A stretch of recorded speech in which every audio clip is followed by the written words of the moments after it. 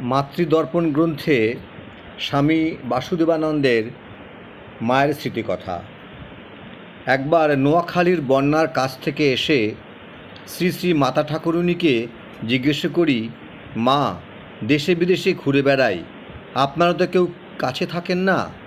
কোনো সন্দেহ বা মনের কোনো গোলযোগ উঠলে কাকে যে কি জিজ্ঞেস করব কিছু ঠিক পাই না, তখন কি করা উচিত?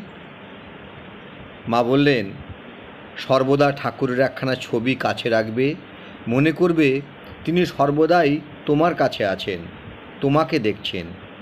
কোনো প্রশ্ন উঠলে তার কাছেই প্রার্থনা করবে, দেখবে সমাধান তিনি মনের ভিতরেই তুলে দেবেন। তিনি তো ভেতরে রয়েছেনই, মন বহির্মুখ বলে মানুষ সেদিকে নজর দেয় না, তাকে বাহিরে খুঁজে বেড়ায়।